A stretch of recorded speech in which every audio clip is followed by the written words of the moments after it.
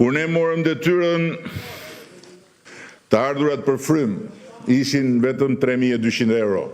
Sot janë mbi 10.000 euro dhe në Shqipërinë 2030 do t'jenë 15.000 euro.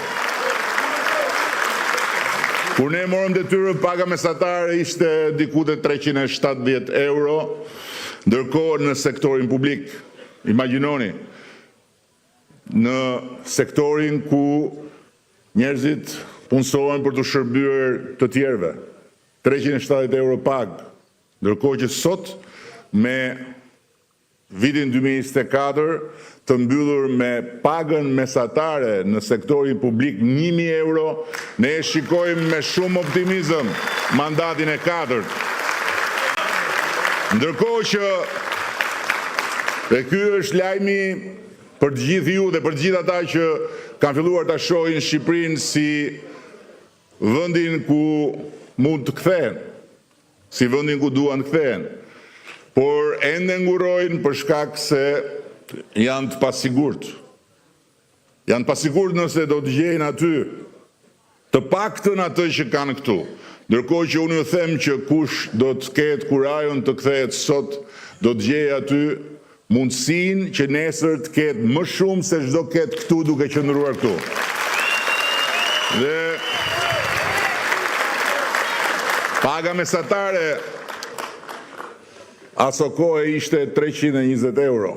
Sot paga mesatare e përgjithshme pra midis sektorit publik dhe privat është 830 euro dhe në mandatin e 4 do ta çojmë 1.000 euro. Tani ju me siguri dëgjoni ata që na përqeshin. Ju me siguri dëgjoni ata që bazohen tek pasqyrat e moçaleve. E moçaleve që fatkeqësisht edhe ju jeni detyruar t'i shihni kur hyni në ato ekranet e telefonave tuaj për të marrë lajme nga Shqipëria. Kur hyni aty për të mësuar se çfarë po bëhet në Shqipëri.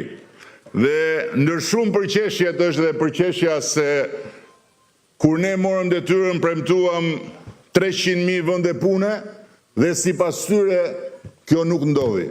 Mirë po, mjafton që të shikosh regjistrat e shtetit aty ku në fakt të punësuarit janë të regjistruar me emër dhe mbiemër, aty ku burojnë edhe të ardhurat nga tatimet mbi pagën dhe kur ne morëm detyrën aty ishin 1.023.000 shqiptarë dhe shqiptare që figuronin të punësuar.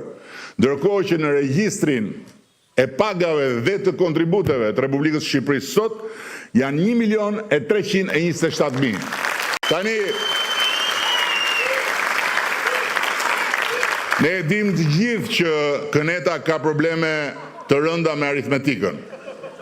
Por unë besoj se aritmetika ashtu siç e kemi mësuar në shkollë thot se mes 1.023.000 dhe 1.327.000 janë pak më shumë se 300.000 diferencë që janë sot të punësuarit në Republikën e Shqipërisë. Pra, në atë Shqipërinë nga ku sipas Kënetës nuk ikte askush, punonin 1.023.000 njerëz, në këtë Shqipërinë ku sipas Kënetës kanë ikur gjithë, punojnë 1.327.000 njerëz.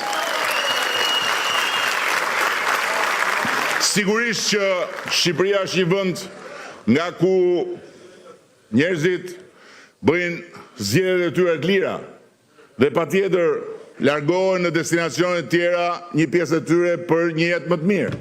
Po si mund ju them unë juve që ju gabuat kur morët përsipër të vinin në Greqi për një jetë më të mirë dhe nuk qëndruat në Shqipëri që të luftonit për atë dheun.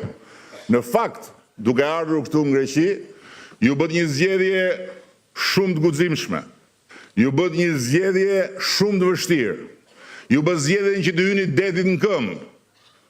Por, jo vetëm që duke bërë këtë zgjedhje ju shpëtuat veten dhe familjen tuaj, por duke bërë këtë zgjedhje ju shtuat fuqit e Shqipërisë atje që të ngrihet më shpejt dhe që të eci më shpejt. Tani, unë dua t'ju them një gjë. Nëse doni të dini se për çfarë ka nevojë Shqipëria në 11 maj, duhet thjesht dhe vetëm të qëndroni një moment edhe të bëni vetëm historikun e thjesht tuaj dhe të familjes tuaj. Të ktheheni një moment mbrapa dhe të kujtoni kur u nisët nga Shqipëria dhe të merrni pak minuta për të gjithë kapitujt e jetës këtu.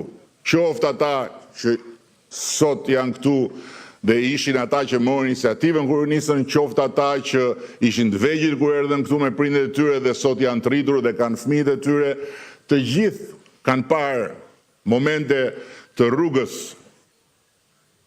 ku vështirësitë, ku poshtrimet kanë qenë të patregueshme dhe ku për të ardhur në ditën që fëmijëve tuaj rreth e rrotull, juve t'u thoni mirëmëngjes kur ju thonë mirëmëngjes dhe mos ju thoni asgjë kur nuk ju thonë mirëmëngjes, ju është dashur të luftoni shumë dhe për një kohë gjatë ju është dashur të thoni mirëmëngjes kur ju thoshin plaç.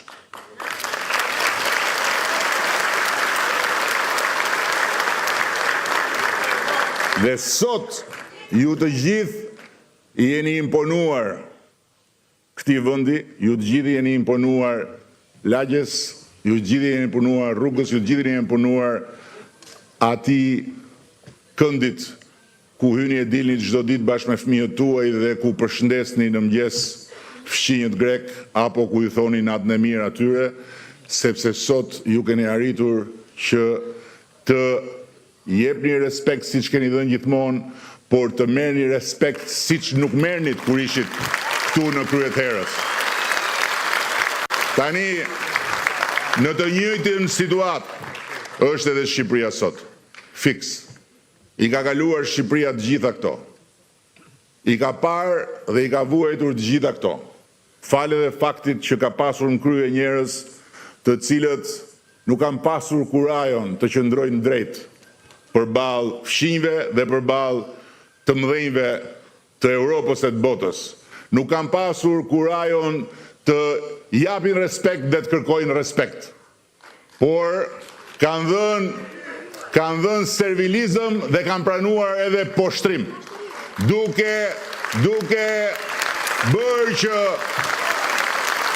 bërë që të huajt të na shikojnë si përfaqësues të një shteti që nuk meriton respekt dhe që nuk meriton vlerësim.